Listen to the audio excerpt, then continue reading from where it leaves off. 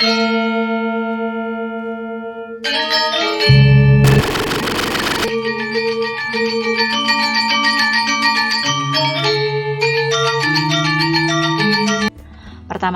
kita akan membahas muatan IPA. Sekarang, lihatlah gambar yang ada di hadapan kalian. Ya, di sini ada seorang anak yang sedang membantu ibunya memasak. Pernahkah kamu membantu ibumu memasak? Wah, bagus sekali jika kamu suka membantu ibumu memasak. Nah, anak ini ketika sedang membantu ibunya memasak, dia berpikir, mengapa ibunya meminta dirinya mengaduk sayur dengan sendok sayur yang berbahan kayu? Nah, kita akan temukan jawabannya. Sekarang, perhatikan lagi. Di sini ada gambar sendok sayur yang berasal dari bahannya logam. Dan ada sendok sayur yang berbahan kayu. Nah, di sini kira-kira sendok sayur manakah yang akan lebih cepat panas jika digunakan untuk memasak? Coba, apakah sendok sayur yang dari logam atau sendok sayur yang berbahan kayu? Yang manakah yang akan lebih cepat panas? Ya, di sini sendok sayur yang akan cepat panas jika digunakan memasak adalah sendok sayur yang berbahan dasar logam. Nah, di sini sendok sayur ini akan lebih panas karena memiliki bahan yang dapat menghantarkan panas. Sehingga jika menggunakan sendok sayur ini akan terjadi peristiwa konduksi yang membuat sendok sayur ini lama-kelamaan akan cepat panas. Nah, mengapa ibu anak tadi meminta anaknya untuk menggunakan sendok sayur yang berbahan kayu? Karena sendok sayur yang berbahan kayu ini tidak cepat panas. Nah, berdasarkan kemampuannya menghantarkan panas, benda ini dibagi menjadi dua. Ada benda yang disebut dengan konduktor dan ada yang disebut dengan isolator. Apa ya konduktor itu dan apa isolator itu? Adakah di antara kalian yang tahu?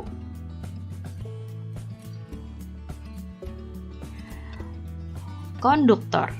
Nah, konduktor itu adalah benda yang dapat menghantarkan panas dengan baik. Nah, apa saja benda-benda konduktor itu? Benda-benda yang termasuk konduktor adalah benda-benda yang berbahan logam, seperti besi, baja, aluminium, tembaga, dan juga seng. Nah, apa contoh benda-benda konduktor?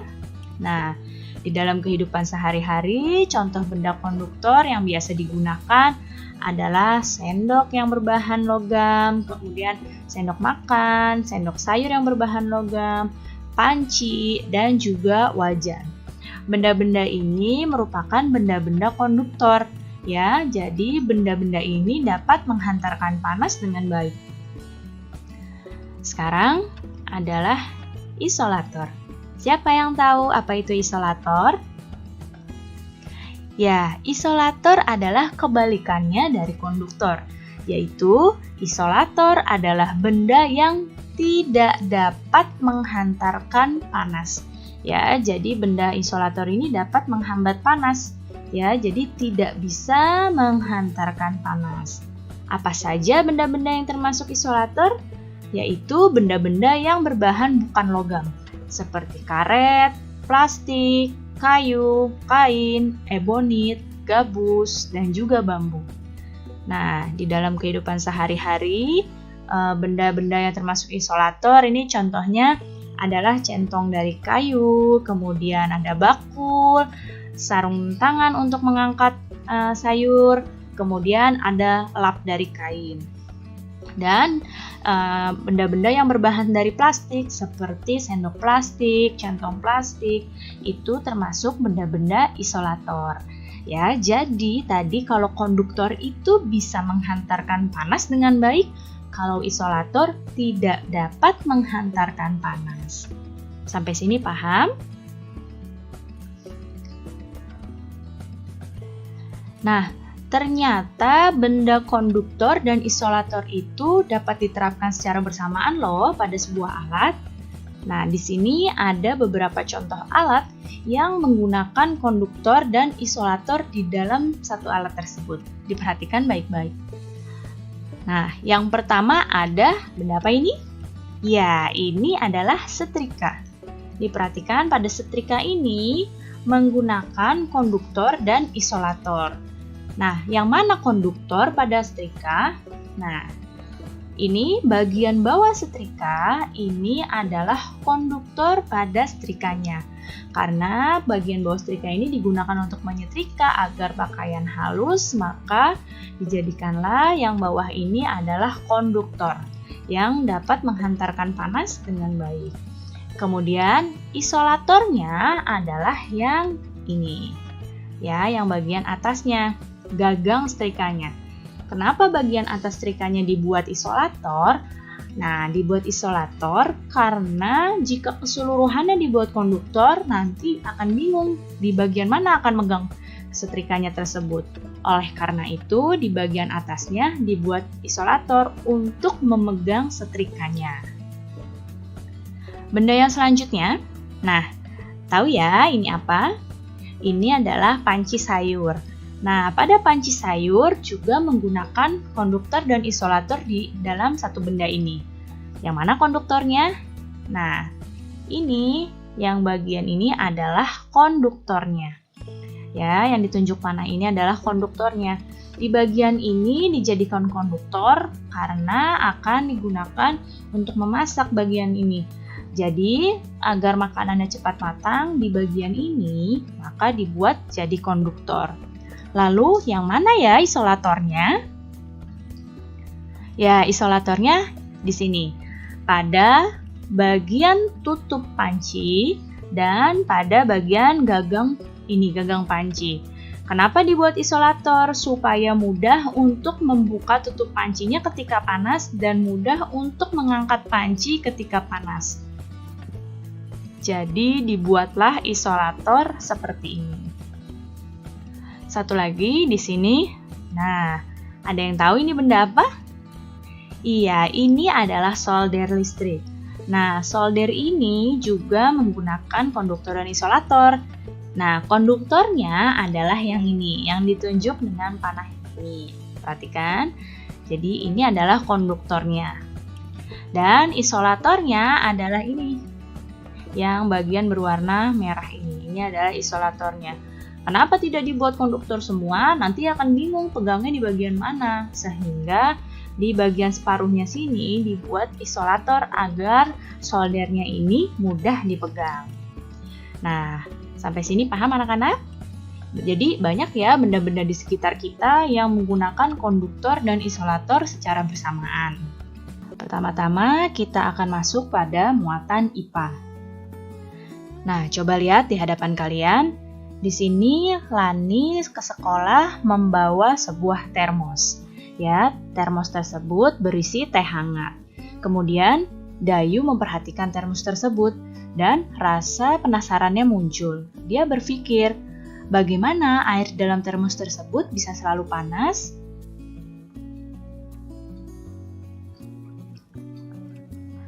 Termos merupakan alat untuk menyimpan benda agar suhunya tidak cepat berubah. Fungsi termos seperti bendungan yang menahan aliran panas. Sekarang kalian perhatikan bagian-bagian termos berikut ini.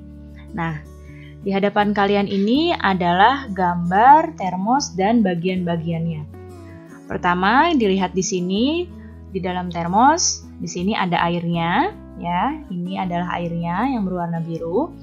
Kemudian di dalam termos juga terdapat dinding dalam kaca. Nih yang ini, dinding dalam kaca yang sebelah sini, yang Ibu tunjuk panah.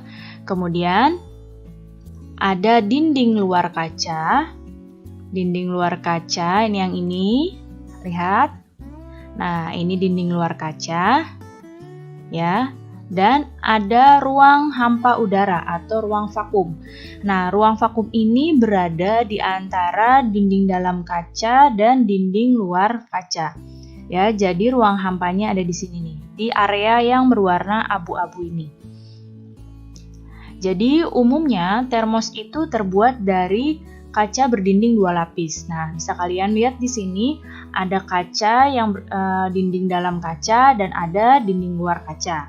Nah, ini ada 2 lapis ya kacanya. Nah, di antara kaca tersebut terdapat ruang hampa atau vakum. Nah, apa fungsinya ruang hampa ini? Fungsinya ruang hampa adalah mencegah hilangnya panas dari termos ini. Ya, kemudian di sini ada bagian tutup sumbat termos nih atau tutup termosnya.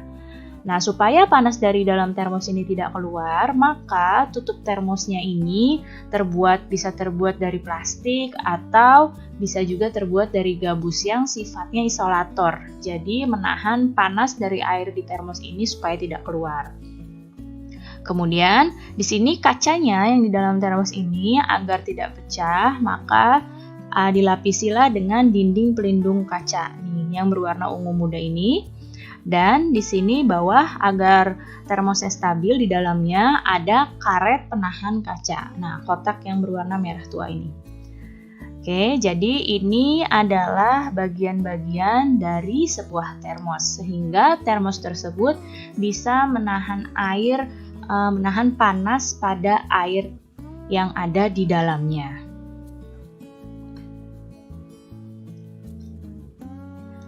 Selain termos, masih ingatkah kamu apa saja peralatan yang dibuat berdasarkan sifat konduktor dan isolator? Kemarin kita baru saja mempelajarinya. Apakah kamu masih ingat?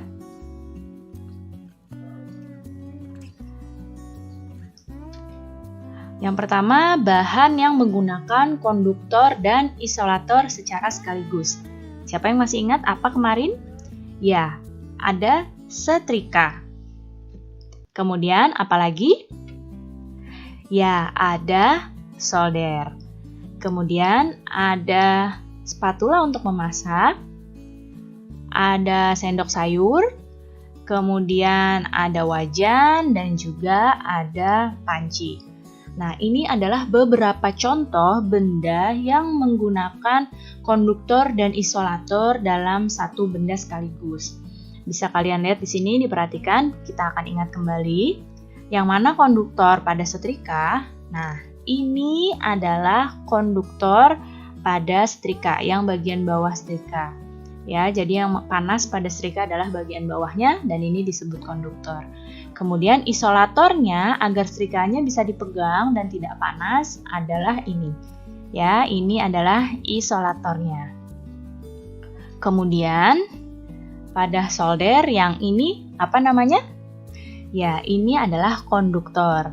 Dan yang bagian merahnya ini adalah isolatornya.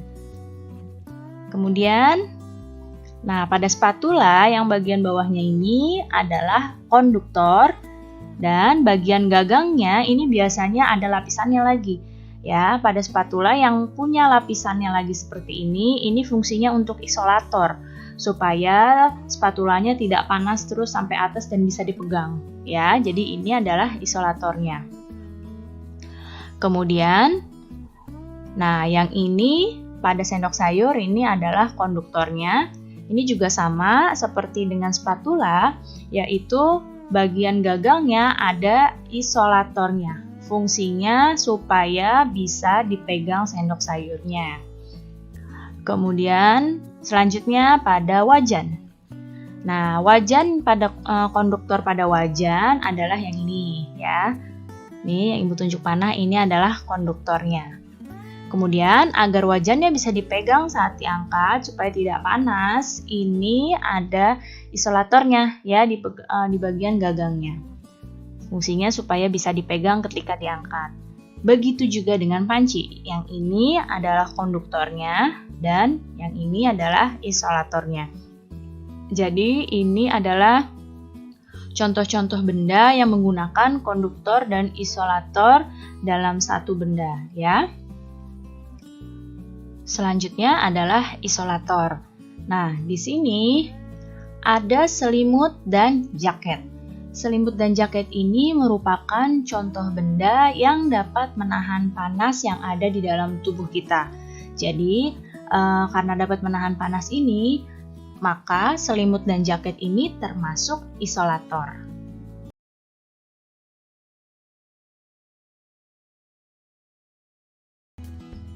Nah, Ibu mau tanya, apakah kamu suka membaca? Membaca itu bisa menambah wawasanmu loh. Sekarang kita akan masuk pada muatan bahasa Indonesia. Dalam membaca, itu bisa menambah pengetahuan kita. Dari mana sumber informasi bacaan? Nah, sumber-sumber informasi bacaan ini bisa dari buku, kemudian bisa dari koran, bisa juga dari buku elektronik. Buku elektronik ini adalah buku yang tidak tercetak dan ada di internet. Ya, kemudian bisa juga dari majalah dan bisa juga dari ensiklopedia. Jadi, ini adalah sumber-sumber informasi bacaan yang dapat menambah pengetahuanmu. Pada setiap bacaan itu pasti memuat informasi penting. Informasi penting dalam bacaan dapat ditentukan dengan kata kunci. Kemarin kita sudah pelajari ya. Kata kunci adalah kata-kata penting yang terdapat di dalam sebuah bacaan dan dapat digunakan untuk menentukan pokok pikiran di setiap paragraf di dalam bacaan tersebut. Informasi penting di dalam sebuah bacaan itu berkaitan dengan hal-hal berikut ini. Perhatikan, yang pertama, dalam sebuah bacaan itu biasanya ada objek yang dibicarakan. Ya, objek yang dibicarakan, kemudian berkaitan dengan orang yang ada di dalam bacaan, ini jika dibuat pertanyaan bisa menjadi siapa. Kemudian objek yang dibicarakan ini jika dibuat pertanyaan untuk menggali informasi penting bisa menggunakan kata tanya apa. Kemudian berkaitan dengan waktu. Jika dibuat pertanyaan di sini menggunakan kata tanya kapan. Berkaitan dengan tempat, jika membuat pertanyaan menggunakan kata tanya di mana. Kemudian berkaitan dengan alasan, jika menggunakan pertanyaan untuk menggali informasi, maka menggunakan kata tanya mengapa. Dan berkaitan dengan uraian peristiwa. Jika kita akan membuat kalimat tanya, dari ini menggunakan kata tanya bagaimana.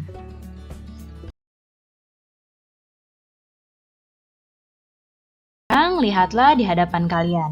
Ada sekelompok anak yang sedang membaca buku bersama-sama. Nah, di sini Dayu bertanya pada Lani, apa buku yang dibacanya Lani itu bagus atau tidak? Kemudian Lani berkata bahwa buku yang dia baca itu bagus dan dia sudah tertarik dengan buku tersebut mulai dari sejak dia melihat gambar sampulnya. Sekarang kita akan masuk pada muatan SBDP. Selain ada di dalam buku, gambar juga terdapat pada sampul depan buku atau pada cover. Nah, gambar yang ada pada sampul depan itu fungsinya untuk menjelaskan keseluruhan isi buku yang membuat pembaca bisa tertarik untuk membacanya. Sekarang coba dilihat gambar-gambar cover ini. Nah, ini adalah beberapa contoh cover buku. Ya, cover buku ini dibuat menarik supaya apa? Supaya para pembaca tertarik untuk membaca isi dari buku-buku ini.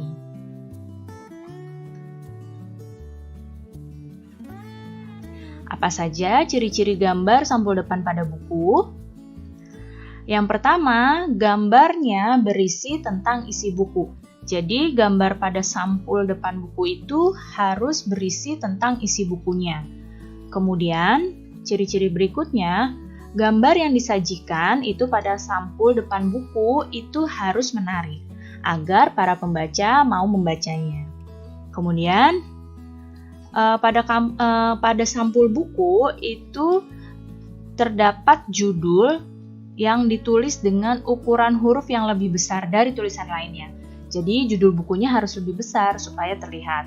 Kemudian ada nama penulis dan juga ada nama penerbit buku. Kemudian warna yang digunakan dapat menarik perhatian pembaca. Jadi ini beberapa ciri-ciri gambar depan sampul buku. Sekarang lihatlah gambar sampul buku ini. Nah, diperhatikan baik-baik gambar sampul buku ini. Nah, setelah memperhatikannya, apa kesan yang dapat kamu tangkap dari gambar sampul ini? Kira-kira menceritakan tentang apa gambar sampul ini?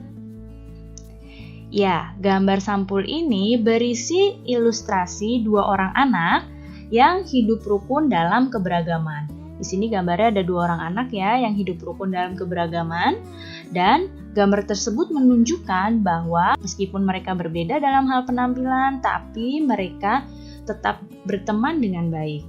Nah, buku ini merupakan buku cerita anak. Nah, dari melihat covernya kita sudah tahu ya bahwa buku ini merupakan buku cerita.